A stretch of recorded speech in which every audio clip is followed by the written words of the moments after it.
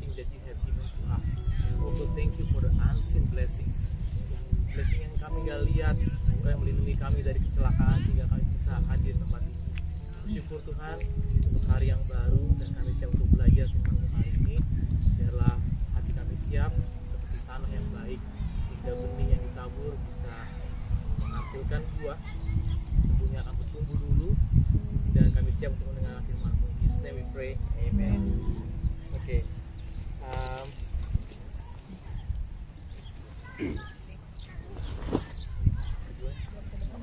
Udah kedengeran ya? Makanya kedengeran nggak? Tes. Kedengeran ya? Ya, hari ini kita akan belajar yang saya keluar dari topik bulanan FGF, yaitu mengenai kekhawatiran. Kekhawatiran merupakan sesuatu yang gak asing bagi kita, karena itu menyerang kita terlepas dari background apapun kita, latar belakang kehidupan. Kekhawatiran menyerang tiap orang. Menurut Kamus Besar Bahasa Indonesia, kekhawatiran adalah perasaan takut, gelisah, cemas terhadap suatu hal yang belum diketahui dengan pasti. Jadi kekhawatiran itu, worry usually it's about uncertainty of future. Itu selalu berhubungan dengan ketidakpastian masa depan. Kita tahu bahwa world change, environment change, situation change. Kalau kita udah bekerja, kita tahu company kadang-kadang ada structure, dan itu menyebabkan kita kadang-kadang khawatir. Dan polusi juga change di negara ini. Dan kita lihat tadinya nggak ada virus, tiba-tiba ada. Itu menyebabkan kita khawatir. Dan juga ini kata yang sering kita dengar ini yang berhubungan dengan kekhawatiran. What if, ya? What if I lost my job? What if I never get a job during the pandemic? What if I'm always single, yang belum nikah? What if?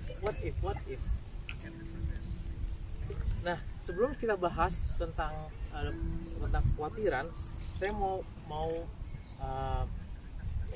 membagikan efek dari kekhawatiran, effect of worry. Waktu kita khawatir, itu ada hormon yang dikeluarkan dalam tubuh kita, itu stress hormone. Apa yang terjadi saat hormon itu dikeluarkan, itu akan speed up our heart rate and breathing. Itu juga meningkatkan raise blood sugar, dan juga send more blood to our arms and legs. Nah, over time kalau kekhawatiran itu terus kita kasih makan, apa yang terjadi? It will disrupt our system. Dalam tubuh kita tuh ada sistem, ya, ada sistem pernapasan, ada sistem transportasi, sistem pencernaan. Nah, hanya gara-gara satu hormon ini bisa mengganggu sistem dalam tubuh kita. Ini ada ahli biologi di sini, ya. Itu sebabnya kenapa muscle kita tuh kadang-kadang tension. Pernah nggak ngalamin yang namanya leher kita tuh kayak tegang? Karena hormon tadi. Sistem pernapasan kita karena nafas kita bertambah cepat, dan sistem transportasi kita karena heartbeat kita yang kita nggak lari, kita tidak lagi nge-gym, tapi karena kekhawatiran itu meningkat. Dan itu juga bisa menyerang immune system. Immune system kita itu gampang lumpuh hanya gara-gara kekhawatiran. Dan yang paling menarik juga, kekhawatiran bisa menyebabkan gangguan tidur, ya. Ini nggak asing buat teman-teman yang pernah worry, pasti teman-teman tahu. Yang namanya tidur kan nggak bisa diajarin, ya. Kita maunya tidur, tahu nggak cara tidur gimana? Nggak ada yang tahu, yang penting mau tidur aja. Tapi kadang-kadang karena kekhawatiran itu datang gitu, ya, heartbeat kita meningkat, pernapasan kita bertambah, kita nggak bisa tidur. Nah, riset mengatakan, katanya gini, ada connection between kekhawatiran dan juga gangguan tidur. Dan katanya itu ada bidirectional relationship antara kekhawatiran dan tidur. Jadi saling menguatkan satu sama lain. Jadi katanya gini, kalau kita worry itu menyebabkan kita tidurnya kurang, dan karena tidurnya kurang itu menyebabkan kekhawatiran, dan itu saling siklusnya nggak pernah habis. Dan apa yang terjadi semakin buruk dan semakin buruk dan semakin buruk. Dan yang lain adalah mengenai kekhawatiran, tadi masalah efek dalam body kita, itu juga mengenai waktu. Karena worrying, ada orang yang berkata worrying is focusing your thoughts on all the negative outcomes at the opportunity cost of applying the same energy towards problem solving. Jadi banyak orang khawatir sebenarnya itu kayak waste your time, waste your energy, yang sebenarnya energi yang sama, waktu yang sama bisa digunakan untuk solve the problem. Karena kita kebanyakan khawatir itu hanya membuat kita stuck, gak kemana-mana gitu. Billy kan, saya nonton Kung Fu Panda ya, tahu Kung Fu Panda ya? Pernah dengar gak yang si Shifunya ngomong apa? Off sih saya lupa ngomong, dia ngomong gini. Yesterday is history, tomorrow is a mystery, today is a gift of God. Dia nggak ngomong gift of God, jadi bilang which is why we call it present. Jadi yesterday is story, tomorrow is mystery, but today is a gift. That's why we call it present time. Saat kita sedang khawatir, secara fisik mungkin kita berada di tempat itu, tapi secara mental, pikiran, we are not there. Statistik di New Zealand berkata 1 dari 4 orang mengalami kekhawatiran. Nah kita nih nggak tahu, saya berharap sih nggak ada yang khawatir di sini. Nah mungkin di antara saudara ada yang sedang khawatir sekarang. Secara physical body saudara di sini, tapi pikiran saudara nggak lagi di sini. Aduh masakan gue kurang garam nih, kayaknya gimana nanti kalau kurang garam, aduh ini cukup gak ntar makanannya hari ini. Saudara ada di tempat ini tapi pikiran saudara nggak ada di sini. Dan saya berharap saudara bisa meluangkan waktu dalam message ini supaya kita bisa belajar mengenai worry. Karena pikiran saudara bisa seperti monkey, bisa bergerak kemana-mana. Oleh karena itu saya berharap saudara bisa konsentrasi sebentar untuk belajar tentang kekhawatiran. Karena paling tidak 2000 tahun yang lalu kekhawatiran sudah eksis. Gimana saya tahu? Yesus pernah ngomong tentang kekhawatiran 2000 tahun yang lalu. Sampai hari ini walaupun zaman berubah, situasi berubah, pengetahuan dan teknologi berubah, kekhawatiran tetap ada. Ya, kita selalu mengalami kekhawatiran. Coba siapa yang tidak pernah mengalami kekhawatiran, angkat tangan. Saya rasa nggak ada, semua orang pernah mengalami kekhawatiran. Dan kita belajar dari Yesus ya, hal kekhawatiran. Dari Matius 6 ayat 25 sampai 34. Jadi kalau teman-teman ada Alkitab bisa dibuka. Saya akan bacakan kembali di Matius 6 ayat 25 sampai 34. Dan sebenarnya ada juga di kitab Lukas, yaitu Lukas 12 ayat 22 sampai 31. Di Lukas 12 dijelaskan ada hal tertentu yang dia tulis, itu mengenai pengajarku sebagai murid-muridnya. Jadi audiensnya waktu Yesus ngomong tentang kekhawatiran itu lebih ke arah murid-muridnya. Jadi nggak ke publik orang, karena orang nggak bisa, semua orang bisa menerima message ini. Dan ayat 25 dikatakan seperti ini. Karena itu aku berkata kepadamu, janganlah khawatir akan hidupmu, akan apa yang hendak kamu makan atau minum, dan janganlah khawatir pula akan tubuhmu, akan apa yang hendak kamu pakai. Bukankah hidup itu lebih penting daripada makanan, dan tubuh itu lebih penting daripada pakaian? Di sini Yesus mengatakan dua perbandingan. Saya suka dengan Yesus. Dia mengambil sesuatu yang lebih besar. Dia punya suatu pandangan tentang prioritas dan tentang kompleksitas. Dia membandingkan antara bukankah janganlah kamu khawatir akan hidupmu, akan apa yang hendak kamu makan atau minum. Mungkin di zaman kita sekarang kita nggak mengalami sulit makanan minum. Ada pack and save, ada mingwa, kita bisa beli take away. Kita nggak pernah ngalami. Tapi di zaman itu mereka tidak sama seperti kita. Mereka harus melakukan persiapan demi persiapan. Dan dibilang janganlah kamu khawatir akan hidupmu dan akan kayak yang tidak kamu makan atau minum. Bukankah hidup, dibilang. Tadi dibilang janganlah khawatir akan hidup dan dibandingkan dengan makanan. Bukankah hidup itu lebih penting daripada makanan? Life is a time. Benar gak ya? Kalau kita run out of time, kita run out of life. Yesus ngomong, do you worry about your life? Do you worry about your age?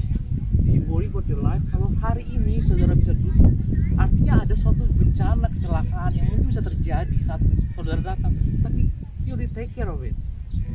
Kalau dia sudah take care your life sampai sekarang hidup saudara berumur panjang, masa sih dia nggak take care your food? Bukankah hidup itu lebih penting daripada makanan? Dia sudah take care of it. Why you worry about that? He gives us unseen blessing protect us from the accident, from the bad guys. Not only that, even God given the best that heaven has. Itu apa? Jesus. Tuhan memberikan apa yang surga yang punya yang terbaik. Itu Yesus untuk memberikan kepada kita hidup yang kekal, hidup yang dengan penuh dengan sejahtera. Masa sih makanan, hal-hal yang support untuk life itu Tuhan gak berikan? Maybe you don't worry about the food, karena zaman kita udah ada fast food, kita tinggal drive McDonald's dan bisa makan. But maybe you may worry about jobs, about education, about pasangan hidup. God sees your life is more important than the rest of them to support your life. Dan kemudian Yesus ngomong gini, jangan kamu khawatir juga akan tubuhmu. Dia bandingkan tubuh dengan pakaian. God take care how body works, ya kan? Tubuh kita tuh punya sistem yang kompleks. Ada sistem pencernaan, sistem pernafasan, transportasi darah, yang kita even gak take care gitu lah, bisa berjalan dengan baik sehingga kita bisa beraktivitas. Apalagi pakaian yang untuk support itu, kalau dia sudah take care our body, dia juga akan take care the rest of it. Dan Yesus ngomong gini, kalau kamu nggak bisa melihat diri kamu sendiri, sekarang kita di padang ya, ada di sini, katanya look up into the air, lihat ke atas. Kalau misalnya nggak bisa bercermin, lihat ke atas katanya. Pandanglah burung-burung di langit yang tidak menabur dan tidak menuai dan tidak mengumpulkan bekal dalam lumbung, namun diberi makan oleh Bapamu yang di surga. Bukankah kamu melebihi burung-burung itu? Dan lagi dia membandingkan lagi. Kalau bisa kita nggak bisa melihat diri kita berharga, saudara mungkin nggak bisa melihat cermin, coba gampang lihat ke atas katanya, lihat burung-burung di udara. Walaupun mereka bisa terbang, mereka punya keterbatasan. Seandainya mereka bisa memilih, mereka tuh nggak bisa menabur, mereka itu nggak bisa menuai, dan mereka nggak bisa mengumpulkan. Dan apa yang terjadi? Mereka harus pindah-pindah. Yesus walaupun ngomong gini, walaupun kita bilang jangan khawatir akan makanan, dia juga ngasih solusi. You're not like a bird. Kamu bisa menabur, kamu bisa menuai. Saya sering perhatikan, kalau saudara perhatiin, di Indonesia saya nggak pernah melihat, tapi di New Zealand saya perhatiin, biasanya dalam musim spring dan autumn, saudara kalau ngeliat ke atas itu ada burung-burung terbang. Mereka yang nggak tahu udah dapat makanan atau enggak ya, terus mereka tahu mereka kapan pergi ke selatan, dan gak ada yang instruksi mereka. Saya percaya bahwa Bapak di surga yang come. Kadang-kadang mereka bentuk V-shape, nggak ada yang bilang ayo bentuk V-shape kamu di depan. They just go together. Dan mereka pergi ke utara dengan selamat pada saat di sini dingin. Dan pada saat di sini panas, mereka pergi ke selatan. Kalau burung-burung di udara dipelihara, maka kita pun juga dipelihara. Cuman saya nggak pernah lihat burung khawatir. Cuman di movie doang, saya suka, anak-anak saya nonton Angry Birds. Di situ burung-burung bisa khawatir loh. Itu karena sebenarnya pikiran manusia yang diberikan kepada burung. Sebenarnya burung itu nggak khawatir. Dan kemudian di ayat 27, siapakah di antara kamu yang karena kekhawatirannya dapat menambahkan sehasta saja pada jalan hidupnya? Dalam NIV atau ahli Alkitab berkata bahwa sebenarnya itu bukan masalah panjang tubuh. Di NIV saya bacain ya, who of you by worrying can add a single hour to your life? Kembali lagi, life is about time. We have time balance. Sebenarnya daripada kita tuh punya balance, cuma kita nggak tahu balance kita di dunia ini berapa lama, kita nggak ada yang tahu. Katanya gini, who of you by worrying can add a single hour to your life? Since you cannot do this very little thing, why do you worry about the rest? Kalau dengan kekhawatiran kita nggak bisa menambahkan sejam umur kita, mengapa kita khawatir akan the rest? Karena kita hidup ini kan God yang take care. Dan kalau saudara perhatikan, saya nggak bilang di New Zealand, tapi di Indonesia saya perhatikan tetangga-tetangga saya, kerabat saya, mereka bela-belain spend their money, mereka udah saving money seumur hidup mereka, dan membayar uang itu untuk membantu pasangannya atau keluarganya yang sakit hanya untuk menambah umur 1 jam 2 jam atau 1 hari. They spend their saving, people saving, just want to extend an hour. Kalau kamu, katanya Yesus, kalau kamu nggak bisa menambah 1 jam umurmu, why you worry about the rest? Dan ayat 28 dikatakan, dan mengapa kamu khawatir akan pakaian? Perhatikanlah bunga bakung di ladang yang tumbuh tanpa bekerja dan tanpa memintal. Namun aku berkata kepadamu, Salomo dalam kemegahannya pun tidak berpakaian seindah salah satu dari bunga itu. Jadi jika demikian Allah mendandani rumput di ladang yang hari ini ada dan besok dibuang ke dalam api, tidakkah ia akan terlebih lagi mendandani kamu, hai orang yang kurang percaya? Jadi jika Bapa kita menciptakan ciptaan yang kecil, yaitu bunga bakung yang umurnya cuma 24 jam. Walaupun 24 jam, dia masih take care of it. Dikasih pakaian, walaupun 24 jam. Our body, umur kita perlu lebih dari 24 jam, ribuan jam. Dia membandingkan, kalau bunga aja yang sekecil itu dia pelihara, mungkin bunga itu juga nggak diperhatikan sama orang. Lewat gitu aja, mati. Mungkin hanya bees yang makan, yang hinggap di mereka. Tapi Tuhan pun juga memperhatikan mereka. Apalagi kita, katanya, we are more important. Di mata dia adalah kita lebih penting, lebih berharga daripada bunga bakung. Dan kalau saudara perhatikan zaman itu juga, pakaian itu, zamannya Yesus, pakaian itu juga termasuk barang yang langka.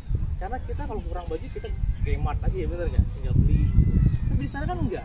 Mereka juga hidup di daerah dingin. Kalau kita perhatikan, mereka punya inner garment, juga ada jubah. Ingat waktu Yesus disalibkan di Yohanes 19:23 dan 24, bajunya aja direbutin. Bener nggak ya?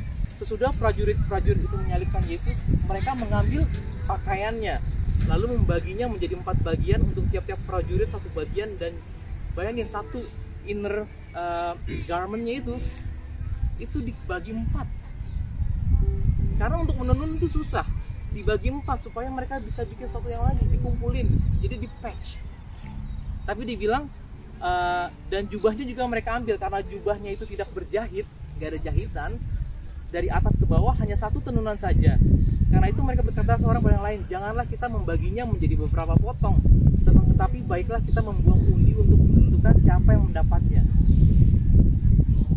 Zaman itu mereka khawatir akan pakaian. Kita enggak, kita khawatir akan hal lain. Sepatu, kita khawatir bahwa we need to prove someone else. I need support. Kita beli nama, kita taruh nama Chanel, kita taruh nama Louis Vuitton supaya kita want to prove someone. Kita taruh banyak nama dalam diri kita supaya wow. Kita khawatir kalau orang nggak menerima kita. So when worry happens, worry is the indicator when we have little faith. Bukan saya ngomong, tapi Yesus yang ngomong. Sama seperti di dashboard mobil saudara, kalau fuel indicatornya udah nyala, itu artinya fuelnya tuh sedikit, dan saudara harus mengambil action. So when worry comes to our life, it's an alert that we need to come to our Father and pray. Karena kalau kita mengandalkan iman kita di masa lalu, dan kita coba di sekarang, itu nggak akan berhasil.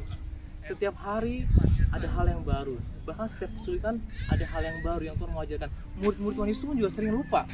Waktu lagi dikasih mereka melihat 5.000 orang dikasih makan, pas lagi hari berikutnya atau beberapa bulan berikutnya ada peristiwa yang sama, 4.000 kelaparan, mereka khawatir. Wah, sampai Yesus ngomong, sudahkah kamu lupa apa yang terjadi dengan 5.000 orang? Waktu Daniel dihadapi kekhawatiran, waktu itu Raja Nebukadnezar itu punya mimpi, dan mimpinya nggak dikasih tahu ke orang. Kamu orang yang ahli-ahli ini katanya kamu harus kasih tahu mimpi saya apa, dan kamu harus kasih tahu juga artinya apa. Siapa yang bisa, katanya. Lalu dalam Daniel dibilang gini, tetapi raja menjawab para kasdim itu, aku telah mengambil putusan, yakni jika kamu tidak memberitahukan kepadaku mimpi itu dengan maknanya, maka kamu akan dipenggal-penggal dan rumahmu akan dirobohkan menjadi timbunan puing. Siapa yang gak khawatir? Dan ketika titah itu dikeluarkan supaya orang bijaksana dibunuh, maka Daniel dan teman-temannya pun terancam dibunuh. Apa yang mereka lakukan setelah itu? Mereka datang bersama-sama dan berdoa. So when worry happens, the right thing to do, go to your room, just pray. Dalam Matius 13 ayat 22, Yesus mengatakan suatu perumpamaan tentang penabur. Ada yang jatuh di tanah di pinggir jalan, di batu-batu, di semak berduri, dan di tanah yang baik. Dan dikatakan kalau di semak berduri, dibilang seperti ini, sebagian lagi jatuh di tengah semak duri, lalu makin besarlah semak itu dan menghimpitnya sampai mati. Yang artinya, kata Yesus, yang ditaburkan di semak duri ialah orang yang mendengarkan firman itu, lalu kekhawatiran dunia ini dan tipu daya kekayaan menghimpit firman itu sehingga tidak berbuah. Jadi worry itu seperti semak berduri dalam diri kita. Kalau kita nggak take care apa yang terjadi, benih yang baik datang, itu pasti kalau bertumbuh sama-sama akan mati, cekek katanya. Karena dia lebih dominan dan lebih dahulu. Kembali lagi ke ayat yang pembacaan tadi, ayat 31 dari Matius 6. Sebab itu kata Yesus, janganlah kamu khawatir dan berkata, apa yang akan kami makan, apa yang akan kami minum, apa yang akan kami pakai. Semua itu dicari bangsa-bangsa yang tidak mengenal Allah. Akan tetapi Bapamu di surga tahu bahwa kamu memerlukan semuanya itu. Jesus doesn't teach us not to care. When he say don't worry, it doesn't mean don't care. Tidak. Saya juga nggak ngomong bahwa janganlah khawatir bukan berarti kita nggak care. Justru kita care too much, our focus gitu. Bahkan bukan hanya care terhadap hal tertentu, tapi akibatnya yang kita pikirin. Jadi jika saudara bertumbuh dalam keluarga yang memiliki papa atau ayah yang take care your needs, maka saudara tidak memiliki kesulitan untuk membayangi betapa baiknya Bapak kita di surga. Saya ditinggal Bapak saya waktu saya kelas 3 SD. Hidup dalam kekurangan itu sulit untuk membayangin Bapak itu baik atau enggak, saya nggak bisa. Karena untuk makan susah. Apa yang bisa dilakukan saat itu adalah ya mama saya yang nggak punya skill set yang lain, ya cuman bisa jual barang orang gitu ya. Ada orang yang mau jual, dia jualin gitu. Nah, kekhawatiran itu bisa selalu menghantui. Tapi saya saat mendengarkan firman Tuhan, gak usah kita khawatir akan hari esok, dibilang. Dia akan take care. Yang bisa kita lakukan adalah now, in the present time. Apa yang bisa kita lakukan? Memang waktu itu saya masih banyak keterbatasan sebagai anak kecil, gak bisa ngapa-ngapain. Tapi saya bersyukur, seringkali tetangga saya tiba-tiba datang aja ngasih makanan yang ada di piring gitu. Terus kita bisa makan. Nanti dibilang piringnya balikin ya. Gitu. Kita nggak minta-minta. Tapi ada hal hari-hari tertentu mama saya bisa jualan, kita punya uang gitu. Jadi bapak kita di surga tuh baik banget. Dan bagi saya sulit untuk melihat bapak yang baik itu gimana, sulit. Karena saya nggak bisa, nggak pernah mengalaminya. Mungkin kalau saudara punya bapak yang baik di rumah, bapak di surga lebih baik daripada bapak saudara.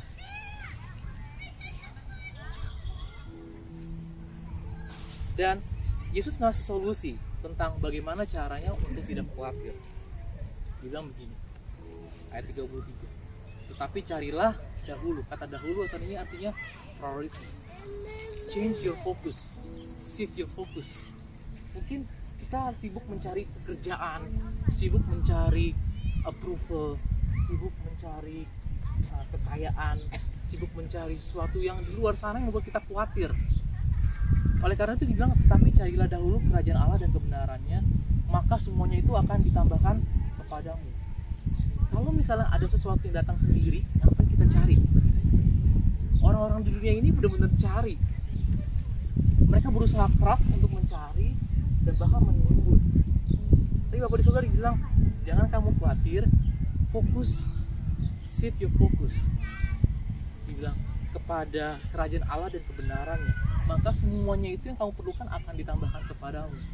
Kembali lagi, kalau ada yang datang sendiri, kenapa kita harus kejar? He has bigger picture. Karena Yesus itu juga punya agenda. Dia punya agenda di dunia ini. Dan he needs us. Sama seperti dia punya agenda untuk melahirkan Yesus, dia butuh Maria. Maria didatengin. Dia mungkin punya impian, gue mau kuliah dulu, gue mau kerja dulu di sini, mau kerja di sana, mau pergi dulu ke luar negeri, mau lihat dulu dunia luar. But when God comes, dia melalui angelnya, kamu akan hamil, masih muda umurnya waktu itu. Dia bisa bilang enggak, but she said yes. So, bagaimana kita tahu kehendak Tuhan? Gak ada cara lain. Pray, read the Bible, you will know His will. Dan ayat 34 dikatakan gini, sebab itu janganlah kamu khawatir akan hari esok, karena hari besok mempunyai kesusahannya sendiri. Kesusahan sehari cukuplah untuk sehari. Kita nggak perlu menambahkan masalah besok pada hari ini, nggak perlu. Karena katanya kesusahan hari ini udah cukup hari ini. Kalau saudara tambahkan lagi kesusahan yang esok, saudara bawa di hari ini, nggak ada orang yang sanggup. Nah, banyak beberapa kita sering banget membawa kesusahan esok dibawa ke hari ini. Yang dibilang kata Tuhan itu, Yesus bilang kesusahan hari cukuplah untuk sehari. Saya nggak tahu namanya siapa. Leo Buscaglia ngomong gini, kekhawatiran tidak akan melenyapkan kesedihan esok, tapi akan menghilangkan kegembiraan hari ini. Ulangi ya, kekhawatiran tidak akan melenyapkan kesedihan esok, tapi akan menghilangkan kegembiraan hari ini. So, do what you can do now, today, present.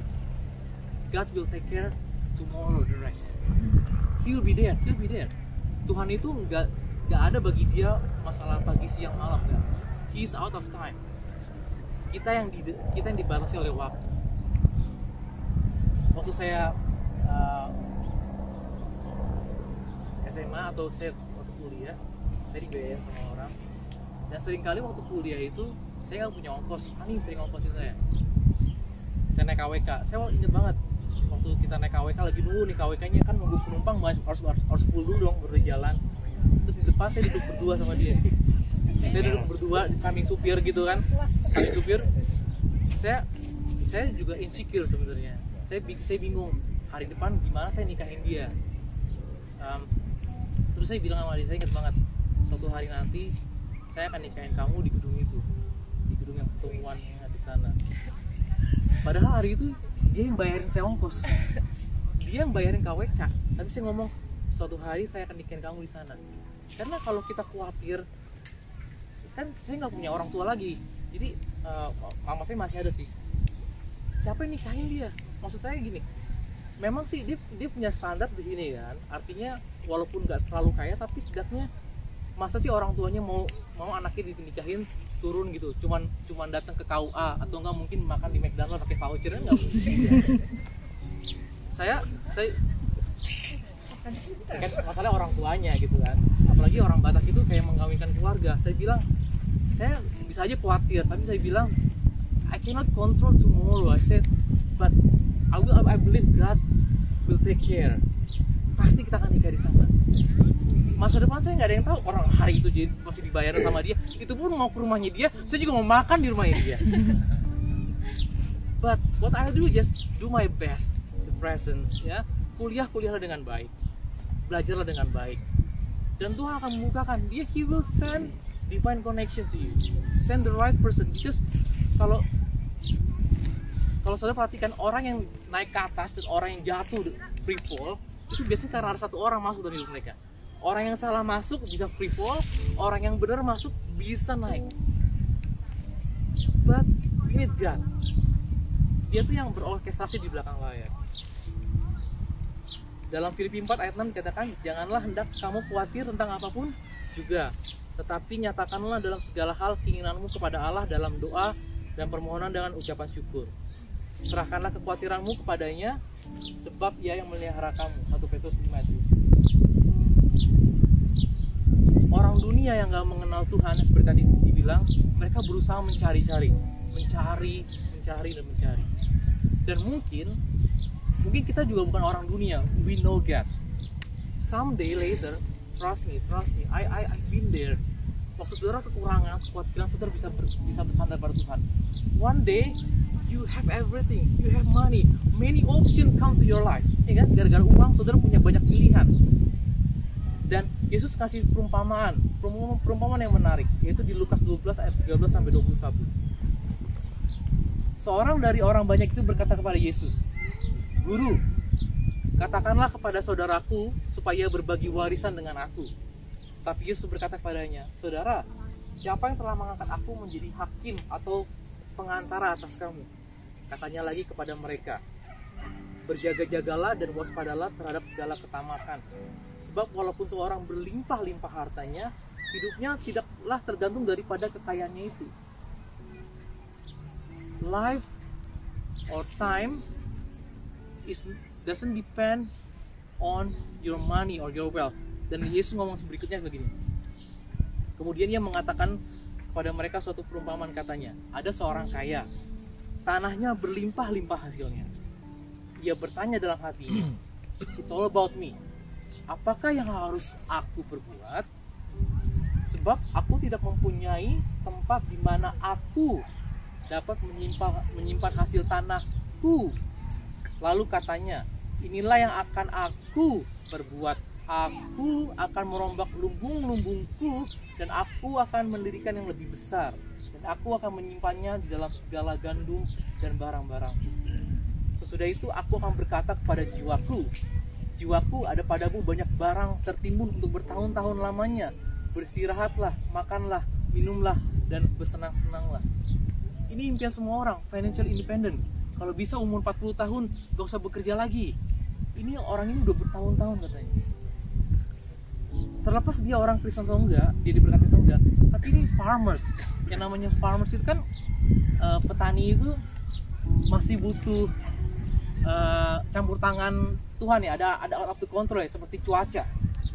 Karena kalau saudara cuacanya buruk, saudara gagal panen. Tapi ini orang ini kayaknya hebat banget. Dia mengerti season, dia tahu waktu spring dia ngapain, waktu summer dia ngapain, dia tahu persis. Dan kemungkinan besar dia juga mungkin diberkati sama Tuhan. Atau kalau dia nggak diberkati Tuhan, dia intelektual banget. Dia tahu persis. Dia benar-benar manage sampai berlimpah-limpah hasilnya. Artinya irigasinya perfect, distributornya perfect, dan sebagainya. Tetapi firman Allah kepadanya, katanya gini, "Hai engkau, orang bodoh." Walaupun di mata orang dunia dia orang intelektual, financial independent, dia benar-benar well rich. Tapi Yesus ngomong apa? Katanya, "Hai orang bodoh, pada malam ini juga jiwamu akan diambil daripadamu. Dan apa yang telah kau sediakan, untuk siapakah itu nanti?" Demikianlah jadinya orang yang mengumpulkan harta bagi dirinya sendiri, jikalau ia tidak kaya di hadapan Allah. Mungkin orang kalau di zaman sekarang sampai bank nolak uangnya, udah kepenuhan, udah gak cukup, ASB nolak, ANZ jangan. Dia bingung, saking kayanya. Tapi dia lupa bahwa sebenarnya banyak lumbung-lumbung di luar sana. Ya, kalau dipikir banyak orang yang kelaparan, banyak perut yang kosong yang perlu diberikan makan. Mungkin saudara punya properti banyak, tapi umur saudara nggak bergantung pada properti itu sendiri. Jadi ada suatu bigger plan, ada bigger picture. Mungkin saudara nggak khawatir untuk hal materi, tapi ada satu hal, saudara nggak bisa menambah single hour of your life. Ini masih hak apa ya istilahnya? Hak vetonya Tuhan. Enggak, Kak? Prerogatif. Itu kita nggak bisa kontrol. Jadi yang Tuhan mau adalah sama seperti Yesus pernah ada suatu peristiwa di jalan-jalan ya. Terus dilihat ini pohon ara, kok daunnya subur banget ya. Padahal musimnya waktu itu masih bukan musimnya, sekitar autumn. Kok yang lain udah pada rontok, dia masih di situ ya, hijau banget. Lalu dia coba lihat masuk dalam dan coba, oh nggak ada buahnya. Saya pernah dengar dari John. John, kalau misalnya John yang sekarang lagi kerja di farm ya, kalau misalnya ada lembu betina yang nggak menghasilkan susu, diapain John? Katanya itu pasti dibunuh, karena itu cost buat pemiliknya. Resource banyak, ngasih makan ke dia dan sebagainya. Sayang, sama seperti pohon ara tadi. Mineralnya tuh banyak dimakan sama pohon itu, sedangkan pohon yang lainnya tuh udah menggugurkan daunnya untuk save the water. Tapi ini ada yang nggak bener nih dengan, makanya dibilang dikutuk. Sama seperti tadi yang orang kaya tadi. Kalau saudara dan saya hanya memikirkan diri sendiri, harta, tapi nggak memikirkan orang lain, karena yang namanya buah itu, pohon yang berbuah, buah itu kan dinikmati oleh orang lain. Pohon ara itu cuman hijau, hijau. Dia nggak khawatir akan panas terik, nggak khawatir karena hijau. Dan dia nggak khawatir dengan kekurangan air. Tapi Yesus kutuk pohon ara itu. Itu bukan suatu yang saya bagikan, tapi menurut saya itu adalah haknya dia ya. Karena dia tahu bahwa bumi ini resource-nya dia yang punya. Dan ada suatu titipan. Kalau misalnya Tuhan izinkan kita diberkati, Tuhan izinkan kita punya gaji ya. Dan kalau ada orang datang ketok-tok, tolong dong bantu saya, anak saya sakit, anak saya nggak bisa sekolah. Saudara mikir, aduh kekayaan gue berkurang. No. Remember that the fruits, buah itu perlu dinikmati oleh orang lain. Jadi jangan khawatir, dia akan memelihara hidup kita. Sekali lagi, kalau you cannot add single hour into your life, don't worry about the rest. Saya berdoa dan saya berharap saudara nanti pulang di rumah saudara bisa tidur dengan nyenyak. Karena saya perhatikan banyak orang yang nggak bisa tidur, nggak tahu kenapa, pikirannya tuh keganggu dengan hal-hal yang nggak bisa dikontrol sama dia. Oleh karena itu saya berdoa biarlah damai sejahtera Allah yang melampaui segala akal memelihara hati dan pikiran saudara, sehingga saudara bisa tidur dengan nyenyak, saudara bisa bangun pagi hari, bisa refresh, saudara tahu apa yang saudara lakukan, saudara nggak perlu lagi khawatir tentang hari esok, karena hari esok punya kesusahannya sendiri. Saudara yang belum punya anak, saudara punya kesusahan sendiri. Saudara yang udah punya anak punya kesusahan sendiri. Saudara yang sedang hamil juga punya kesusahan sendiri. Setiap level kehidupan punya kesusahan sendiri. Tapi Yesus bilang jangan khawatir akan hari esok yang kita nggak bisa kontrol. Just do it now, present. But once you reach that level, when you are free of worry, remember kayak orang kaya tadi, dia udah nggak khawatir akan kekayaan dan sebagainya, udah tenang dia. Don't worry about others. Karena orang lain butuh saudara. Mereka masih khawatir. Saya waktu itu masih khawatir, ada orang yang bantu saya. Dan saya bisa berdiri di tempat ini, saya mau ngasih tahu, saya juga bantu orang, dan saya berharap saudara juga bantu orang lain, supaya kita saling membantu satu sama lain. Life is not about us. Oke, mari kita berdoa. Kami bersyukur Tuhan untuk hari ini. Kami berdoa supaya apa yang kami dengar hari ini, biarlah benih ini bisa bertumbuh ya Tuhan. Give us wisdom to understand about it, and give us courage to do. Berdoa Tuhan supaya apa yang kami dengar bisa penetrate, masuk dalam hati kami. Dan kami berdoa juga Tuhan, berdoa secara khusus buat teman-teman yang sedang khawatir saat ini. Berikanlah pertolongan daripadamu in tangible way, yang mereka bisa rasakan, mereka bisa lihat bahwa Engkau care sama mereka. Berdoa ya Tuhan, apapun yang mereka atau kami sedang khawatirkan, Tuhan tolong bukan jalan, sehingga mata kami bisa melihat bahwa kami punya Bapa di surga yang memelihara kehidupan kami. In His name we pray. Amen.